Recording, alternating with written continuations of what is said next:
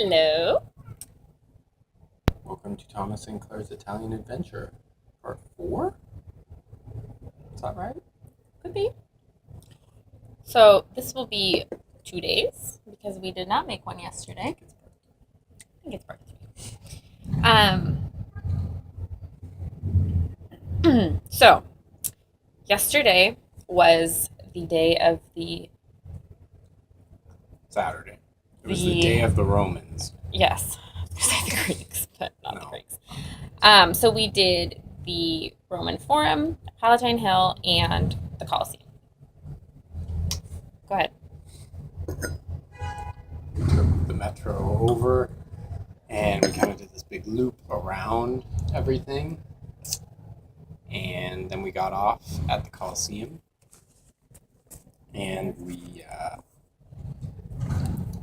avoided a really long line at the Colosseum by going to the Palatine Hill entrance. And we stood in a tiny little line, but we were already super hot. So we got in and we went up Palatine Hill. Palatine Hill, Okay. which it's one of a few hills that are in Rome, but it's where the founders of Rome first lived.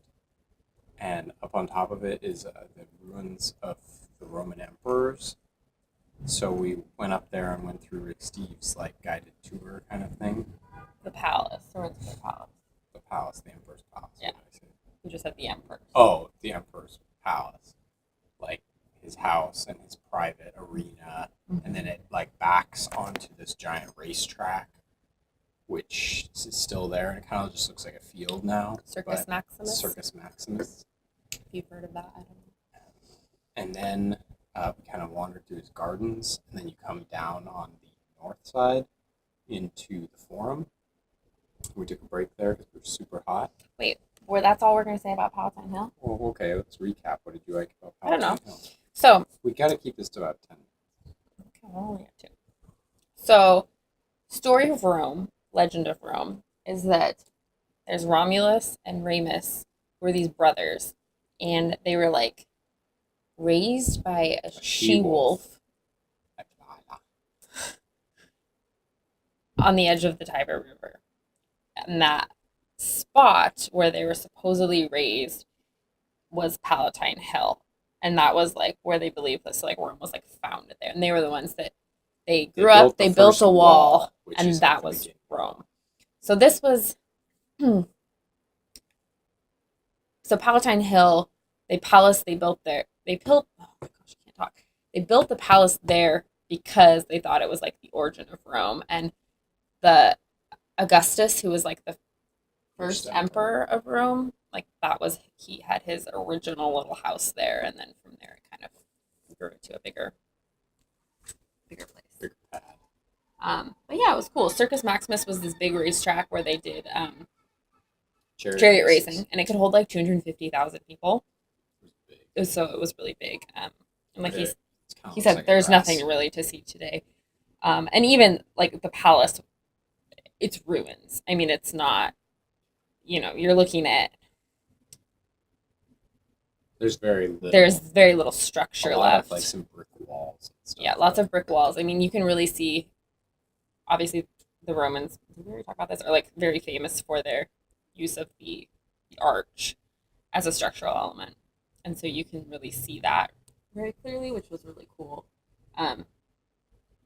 Typically that would have been all plastered, but since that's all gone now, you can actually see the brickwork. That's all I had to say. Okay.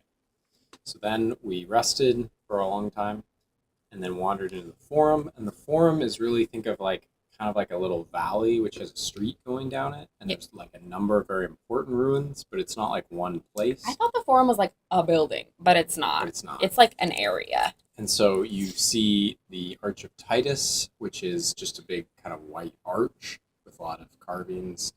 And there's a giant hall, which has these 3 huge arches, which are 100 feet tall. And there's a Senate building. More sense in pictures. Yeah, you got to look it up. But there's the Senate building. There's the Eternal Flame of Rome, which is tended by the Vestal Virgins. Caesar's Palace, they call it, which is we saw the spot where Caesar is buried. Yeah, I mean, essentially the Forum was like It's like where all the important where all the Roman buildings were. right. It was like the center of life, and from what it sounded like, it was like people basically lived in like little tents, like their little tiny dwellings, and then the Forum is where they lived their life. I mean, and they kind of Yeah, you described didn't it like live in your house. You like lived at the Forum and just slept in these like little hovels. right, and that's was what they were saying was the origin of these big plazas in Rome and why people always spend all these time in these plazas. It goes back to this sort of idea of everyone kind of gathers in this large area. Anyway, but it's kind of cool. Like there's the original huge basalt, right? Basalt Stones. Claire almost slipped on them about Like 16 15 times. Yeah.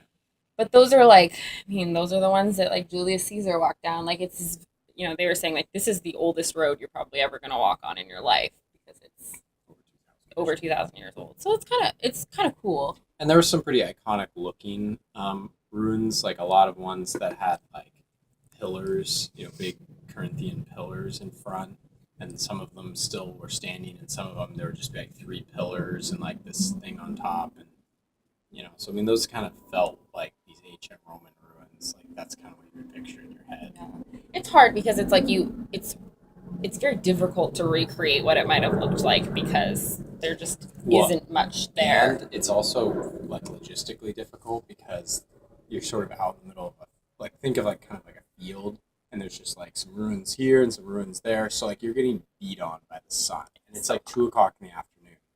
And that sounds really whiny, but it's serious. Like you get drained, like zapped really quickly, and you're drenched in sweat. And we're like going from shady spot to shady spot trying to read the book.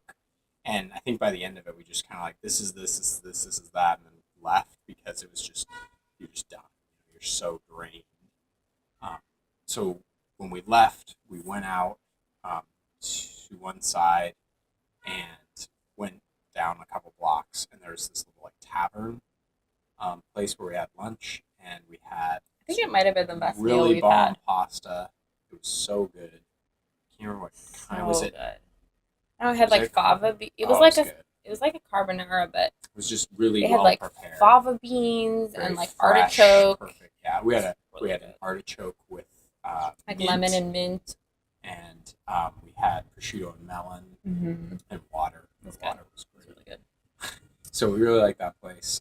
Then we left and we went back to where we had come from, like a block or two, and then walked down the main drag to the Colosseum.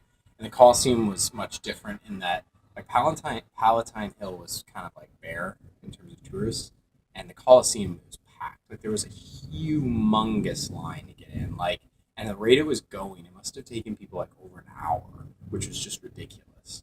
But the ticket you buy gets you in all 3 places once.